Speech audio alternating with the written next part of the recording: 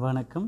முனைவர் பா. மணிகண்டன், மொழித்துறை உதவி பேராசிரியர், டாக்டர் எஸ்என்எஸ் ராஜலட்சுமி கலை மற்றும் அறிவியல் கல்லூரி, கோவை.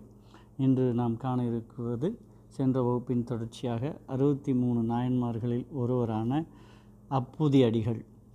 சோழ மண்டலத்திலே, திங்களூரிலே, பிராமண குலத்திலே பாவங்கள் என்று சொல்லப்படுகின்றவைகள் எல்லாவற்றையும் நீக்கினவரும், புண்ணியங்கள் என்று சொல்லப்பட்டவைகள் எல்லாவற்றையும் தாங்கியவரும், சிவபக்தி அடியார்களில் சிறந்தவருமாகிய அப்பூதியடி கணக்காயனார் என்பவர் ஒருவர் இருந்தார். திருவையாற்றிலிருந்து 8 கிலோமீட்டர் தூரத்தில் உள்ள திங்களூரில் அந்தணர் குலத்தில் பிறந்தவர் அப்பூதியடிகள்.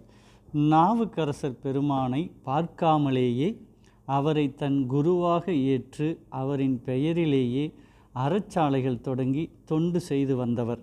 அமைதியே வடிவானவர்.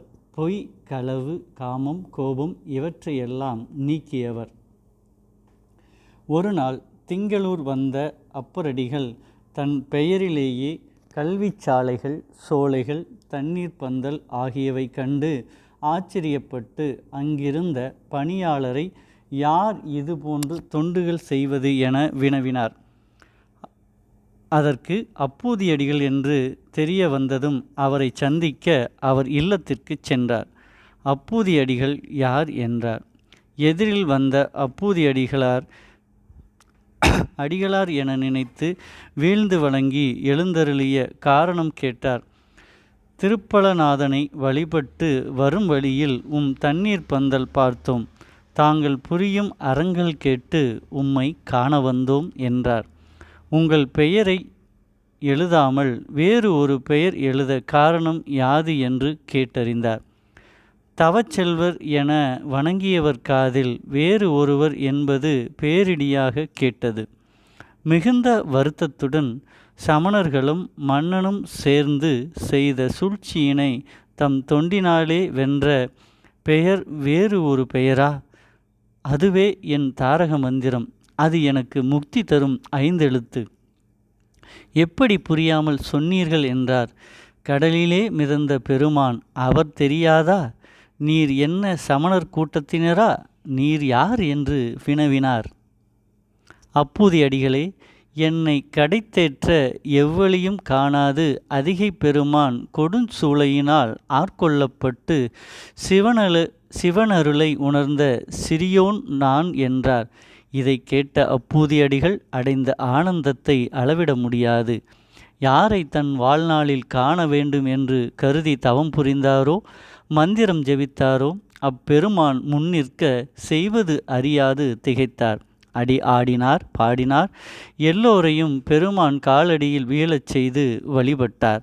வீட்டிற்குள் அழைத்து சென்று பாதபூசை செய்தார். வீட்டில் அமுது உண்ண வேண்டினார். நாவுக்கரசர் அமுது செய்ய இசைந்தார். நல்ல சுவையான தூய அமுது தயாரானது. தன் மூத்த பிள்ளை திருநாவுக்கரசரை வாழை இலை கொண்டு வர பணித்தார்.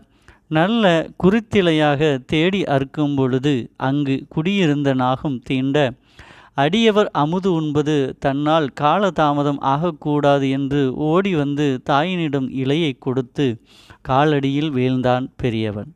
வீழ்ந்த மகனை பார்த்த தாயும் தந்தையும் நீளம் பாய்ந்த உடலை கண்டு உண்மை அறிந்து, அதனால் அடியவர் அமுது செய்வது தடைபடக்கூடாது என்று மகனை ஒரு பாயில் சுற்றி கட்டி வைத்துவிட்டு நாவுக்கரசர் திருவடியில் வீழ்ந்து அமுது செய்த அழைத்தனர்.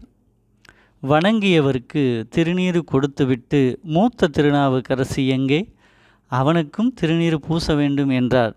தன் குரு முன் சென்று உண்மை உரைத்தலால் அவர் அமுது செய்வது தடைபடும் என்று அப்பூதியடிகள், இப்போது அவன் இங்கு உதவான் என்றார்.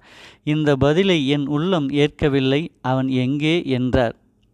இனி மறுக்க இயலாமல் உண்மையை உரைக்க பாயில் இருக்கும் பாலகனை கொண்டு வரச் சொல்லி நீலகண்டன் அருள் தரும்படியான 10 பாடல்களை பாட பாலகன் உறங்கி எழுந்தவன் போல் எழுந்தான். அவனுக்கு திருநீர் வழங்கினார் அப்பரடிகள்.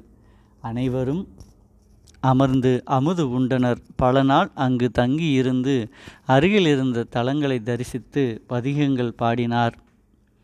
மிகுந்த சிவபக்தரான இவர் மேற்சொன்ன 63 முதன்மையான நால்வருள் ஒருவரான திருநாவுக்கரசு நாயனார் காலத்தில் 7ஆம் நூற்றாண்டில் வாழ்ந்தவராவார். இதுவே அவரை ஒரு நாயனாராக மதிக்கப்படும் அளவிற்கு உயர்த்தியது. இறையடியார்கள் தொண்டு புரிந்து இறைவன் அருள் பெற்ற அப்பூதியடிகள் மிகச்சிறந்த அடியாராக கருதப்படுகிறார். நன்றி.